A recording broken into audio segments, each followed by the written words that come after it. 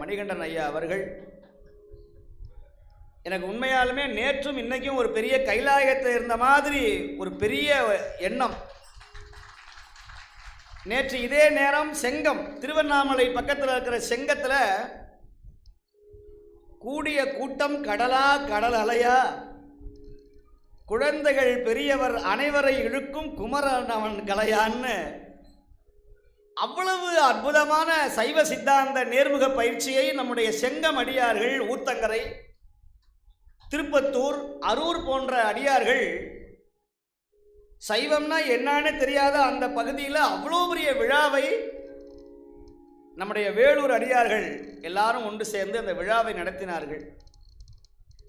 அந்த விழாவினுடைய பெரிய நோக்கமே அங்கே இருக்கிற சிவாலயத்தை கும்பாபிஷேகம் செய்யணும்னு. அங்கே இருக்கிற சுவாமி பேர் ரிஷபேஸ்வரர்னு பேர். 1000-2000 ஆண்டுகள் பழமை வாய்ந்த அந்த ஆலயத்தை கும்பாபிஷேகம் செய்வதற்கான திருப்பணியை, அதற்கான முயற்சியை அதை துவங்கி நேற்று 9:30 மணிக்கு அந்த விழா முடிஞ்சது. முடிஞ்ச உடனேயுமே என்றைக்குமே அண்ணாமலையார் எப்படியுமே கருணையானவர். நாங்கள் போட்ட ரூட்டு வேறு, அவர் போகிற ரூட்டு வேறு. நான் வேலூரில் இருந்து திருவண்ணாமலை போகாமல் போகணும் அப்படின்னு பிளான் பண்ணி போனால் அண்ணாமலையார் சும்மா விடுவாரா? திருவண்ணாமலை வந்து போடா அப்படின்னு சொன்னார். ஞான தபோதனரை வா என்று அழைக்குமலை அண்ணாமலை. சரி அப்படின்ட்டு சரி திருவண்ணாமலைக்கு எப்போ போனாலும் அடி அண்ணாமலையை பார்த்துட்டு அடிமுடி சித்தரை போய் பார்த்துட்டு தரிசனம் பண்ணணுங்கிற ஒரு எண்ணம் எனக்கு என்றைக்குமே உண்டு. ரொம்ப வருஷம் ஆச்சு திருவண்ணாமலைக்கு போய். உடனே அந்த வழியாக திருவண்ணாமலைக்கு வந்தபோது நிறைய அடியார் பெருமக்கள், அப்போ தான் தெரிஞ்சது ராத்திரி 2 மணிக்கு 1 மணிக்கெல்லாம் கிரிவலம் போகிறாங்க. நம்ம அடியார்கள், நம்முடைய அடியார்கள் அங்கங்கே திருவாசகம் பாடிக்கொண்டிருந்தார்கள்.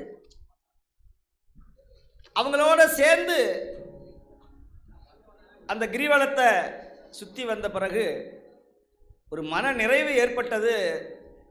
அண்ணாமலையாரை அடியார்கள் தரிசனமே அண்ணாமலையான் தரிசனம் என்கிற எண்ணத்தோடு அங்கிருந்து புறப்பட்டு நேராக இங்கே வந்து சேர்ந்தால் இன்று காலையிலிருந்து மாலை வரையிலும் விழாவை செய்திருக்கிறார்கள் நம்முடைய பெரியவர்கள்.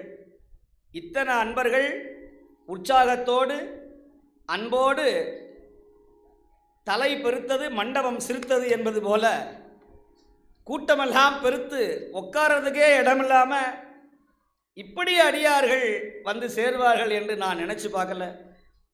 ஒரு நல்ல ஏற்பாட்டை நம்முடைய 4 அடியார் பெருமக்கள், உழவாரப்படி அன்பர்கள் செய்திருக்கிறார்கள்.